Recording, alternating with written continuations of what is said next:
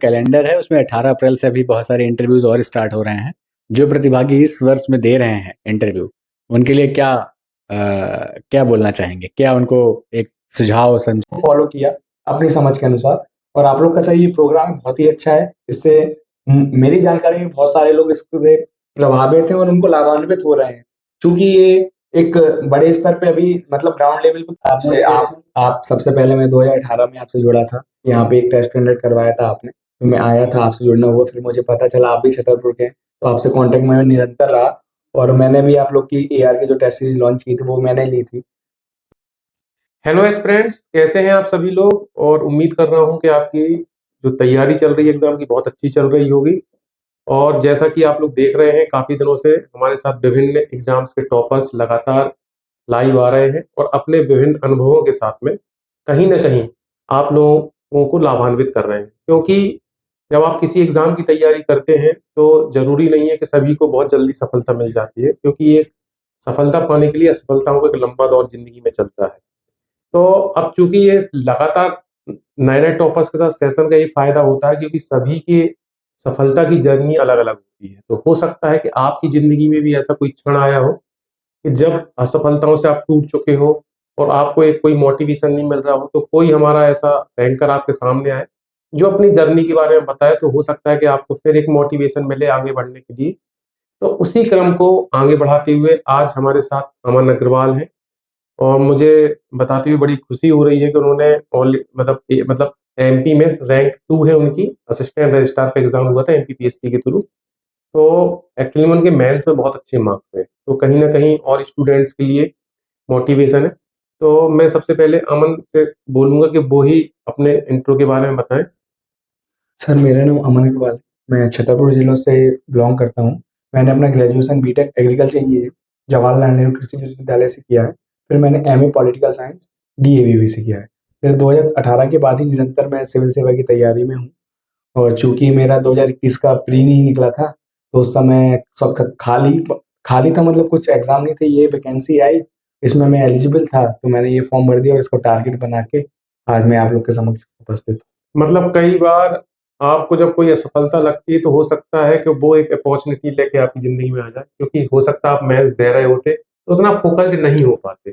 तो ये आप लोगों के लिए भी मोटिवेशन है कि अगर ऐसा कुछ आपकी जिंदगी में चल रहा हो तो आप डिमोटिवेट होने से अच्छा है कि कोई अदर ऑप्शन पे। तो आपने, अमन एक क्वेश्चन पूछूंगा इस पे, जो भी मेरा डिस्कशन हुआ आपसे पहले, कि आपने बोला कि आपने यूपी को भी मैनेज किया, जी सर। फिर आपने एमपीपीएससी के भी बहुत सारे एग्जाम, मतलब यूपीपीसीएस, एमपीपीएससी, और उसके बाद एक तीसरा अलग टाइप का एग्जाम। तो मेरे ख्याल से सभी एग्जाम अलग अलग डायमेंशन के हैं। तो आपने कैसे मैनेज किया? स्टूडेंट्स के लिए बहुत बड़ा क्वेश्चन है ये वाला। सर, चूंकि यूपी में नेगेटिव मार्किंग होती है, तो मैं उससे रूबरू था, और जो असिस्टेंट रजिस्ट्रार में भी नेगेटिव मार्क थी, मेरे को ये पता था कि कौन से क्वेश्चंस अटेम्प्ट करने हैं, कितने क्वेश्चन अटेम्प्ट करने हैं। तो जो मेरे वहाँ के जो 5 प्री निकले हैं यूपीपीसीएस के, तो उसका अनुभव कहीं ना कहीं इस एग्जाम में काम आया। और चूंकि वहाँ पे ऑप्शनल सब्जेक्ट था, और मैंने अपनी एमपीपीएससी की तैयारी की, तो ऑप्शनल के चक्कर में वहाँ पे मेरा सिलेक्शन फाइनली नहीं हो पाया है। और यहाँ पे मेरा 21 का प्री निकला, और लगातार फिर इसमें मेरे एक सीनियर है 2018 बैच के, श्री पंचम सनोडिया सर, उनका गाइडेंस रहा पूरा निरंतर शुरुआत से ही, जब से ये वैकेंसी आई थी, तो उनके मार्गदर्शन में मैं पूरा गाइड होके आज आप लोग के समक्ष बैठा हूँ। हाँ, अच्छा, एक और बहुत इम्पोर्टेंट, बुंदेलखंड की पृष्ठभूमि से आप आते हो, छतरपुर से आपका संबंध रहा है, और एक मिडिल क्लास फैमिली से आप संघर्ष करते हुए आगे आए हैं। तो आप बताइए कि कैसे आपने अपने आर्थिक जो एक जरूरतें हैं, आप जो बोले कि संसाधन बहुत सीमित थे, लेकिन उसको आपने मैनेज कैसे करते हुए अपनी तैयारी को जारी रखा, क्योंकि एक लंबा ड्यूरेशन हो गया है आपके पास अभी। तो सर, मुझे 6 साल तैयारी में लगातार हो गए हैं, और घर वालों से पूरा सपोर्ट था सर, मेरे भैया मम्मी पापा से। क्योंकि मुझे खुद ही जो फाइनेंशियल थोड़ा था, तो मांगने में मुझे ही मतलब वो सक्षम थे, वो दे, लेकिन मुझे ही लगता था। और मेरे बहुत सारे, मैं हॉस्टल से पढ़ा हुआ हूँ, JNKV के आजाद हॉस्टल उसका नाम है, वहाँ के बहुत सारे साथीगण सिलेक्टेड हैं। उनका पूरा भरपूर सहयोग आज मेरे मोटिवेशन में, फाइनेंशियली, कोई भी स्ट्रेस मैनेजमेंट, हर प्रकार से उनका इतना मोटिवेशन रहा है मैं उसी के कारण आज यहाँ पे आप लोग के समक्ष बैठा हूँ, उनके सपोर्ट के कारण। दोस्तों का मतलब एक बहुत बड़ा सपोर्ट रहा है आपको, मतलब मैनेज करने में, जो बिल्कुल स्ट्रेस सर, मैनेजमेंट जिसको बिल्कुल बोलते सर। हैं। मतलब दोस्त, अच्छे दोस्त होना बहुत जरूरी है। मतलब दोस्त बहुत कई प्रकार के मेरे भी हैं, सभी के होते हैं, लेकिन अच्छे दोस्त जो आपको सही समय पे सही गाइडेंस दे पाए, वो बहुत ज्यादा जरूरी है। और मेरे पास बहुत अच्छे अच्छे लोग, बहुत अच्छे लोग हैं। उन्हीं के कारण मैं आज जो इसमें सिलेक्शन हुआ है, तो उसका ही परिणाम है। उनका विश्वास था कि लगे रहो, एक ना एक दिन सफलता मिलेगी। नहीं तो अगर मैं अकेला रहता तो मैं 1 साल 1.5 साल पहले तैयारी छोड़ के वापस जाके घर चला गया होता। तो चलिए मैं शरद सर को बोलूंगा कि कुछ एकेडमिक से रिलेटेड या जो भी इंटरव्यू रिलेटेड अनुभव इसका करें, फिर लास्ट में मैं एक क्वेश्चन और भी कुछ सामाजिक पृष्ठभूमि की करूंगा। शरद सर, कुछ question. Thank you sir. Congratulation Aman, एक बार फिर से। दोस्तों, अमन से अपन जो चर्चा करेंगे उसमें मैं चाहता हूं कि बुंदेलखंड जो क्षेत्र है हमारा, वहां से जो बच्चे आ रहे हैं, जो प्रतिभागी परीक्षाओं की जो तैयारी कर रहे हैं, और विशेष रूप से ऐसे परिवार जो कि मध्यम वर्गीय परिवार के हैं या थोड़ा सा वंचित वर्ग के परिवारों के बच्चे हैं, और ऐसे परिवारों के बच्चे जो है वो ज़्यादा हौसला नहीं रख पा रहे हैं। मैं चाहता हूं कि अमन कुछ उनके लिए बात कहें कि बुंदेलखंड का क्षेत्र या मध्य प्रदेश का जो अन्य क्षेत्र है, जहां पर एक हम जैसी पृष्ठभूमि के जो लोग हैं, जो अपनी तैयारी करते हैं और उसके बाद जो सिलेक्शन लेते हैं, जो अपना स्ट्रगल है, उससे उसके लिए कुछ 2 शब्द कहिए। सर, बुंदेलखंड का क्षेत्र सभी को पता है, पिछड़ा हुआ है। वहां पे मुझे ये लगता है कि बच्चे रिस्क लेने में डरते हैं। तैयारी में मेहनत करने में, रिस्क लेने में डरते हैं।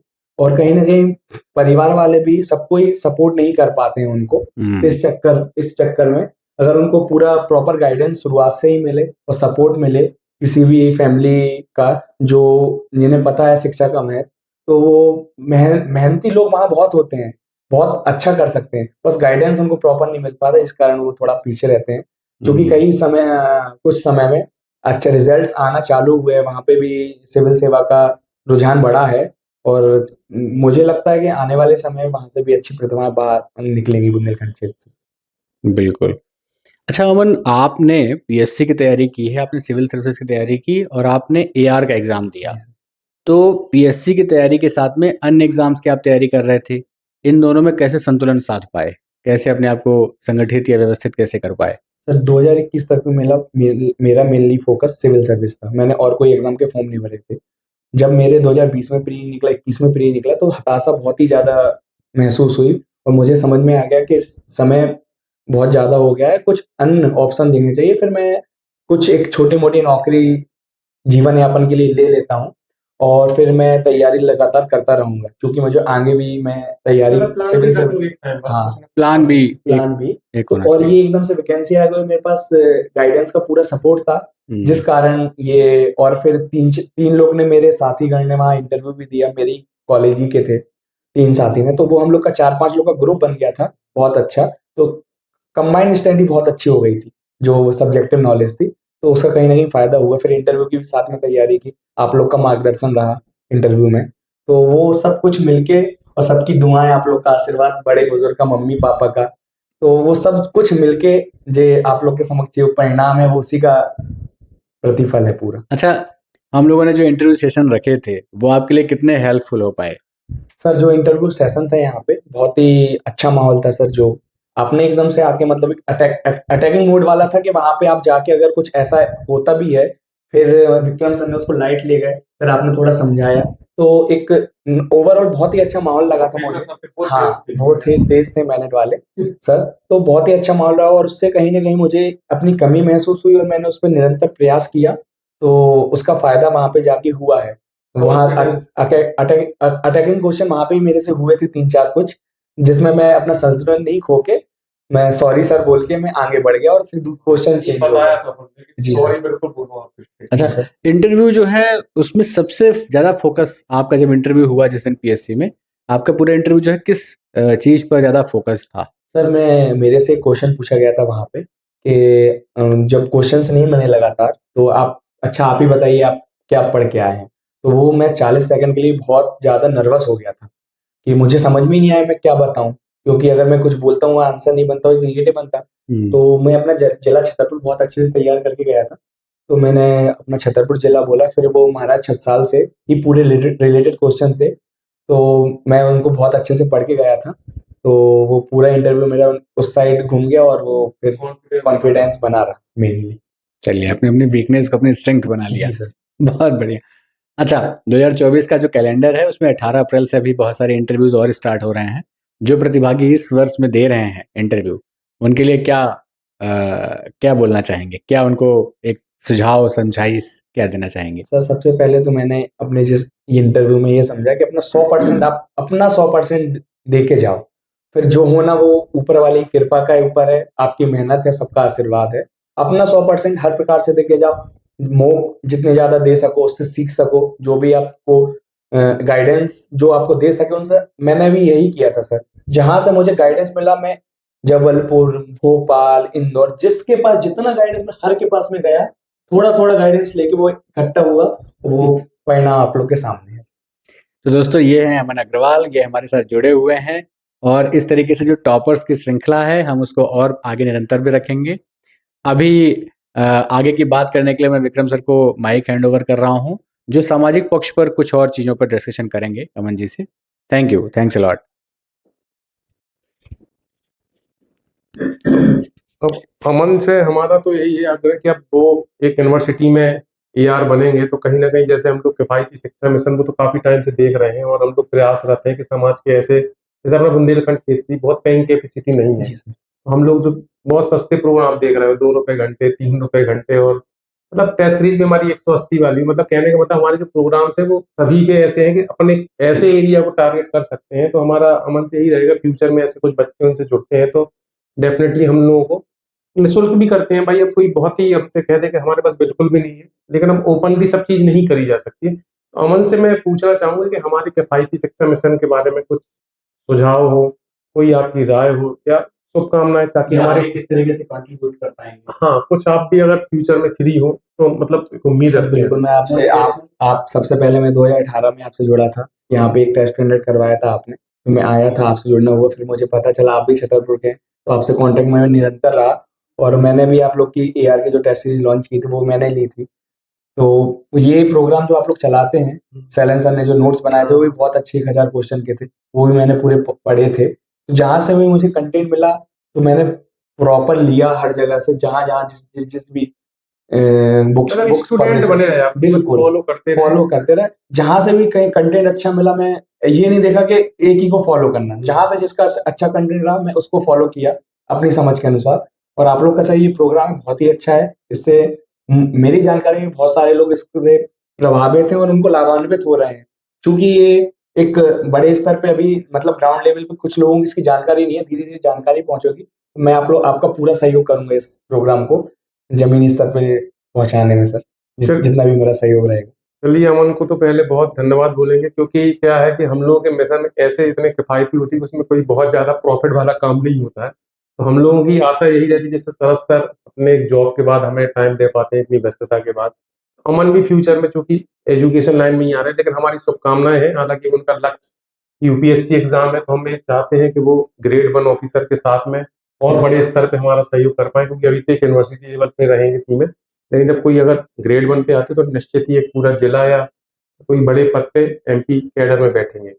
तो चलिए, मेरे ख्याल से सभी क्वेश्चंस अपन ने यहाँ कवर कर लिए हैं। फिर भी आपको कुछ डाउट हो या अमन से आप बात करना चाहते हैं तो आप हमारे कमेंट बॉक्स पे कर दीजिएगा, हम डायरेक्ट उनसे कांटेक्ट करवा सकते हैं। अगर किसी को करना हो तो मेरे ख्याल से आपने ही अपडेट किया है कि एआर का शायद एग्जाम 1 आध साल बाद हो सकता है फिर हो। चूंकि अभी 3 नई वैकेंसी सभी को पता है, वो 3 यूनिवर्सिटीज खुली हैं, तो वो 1-2 साल के अंदर आएंगी जहां तक मुझे अभी आप मेंटली तैयारी शुरू कर दीजिए, ऐसा नहीं कि आप बैठे रहें और फिर आप नोटिफिकेशन का वेट करें, क्योंकि कोई भी तैयारी बिल्कुल तुरंत होती ही नहीं है।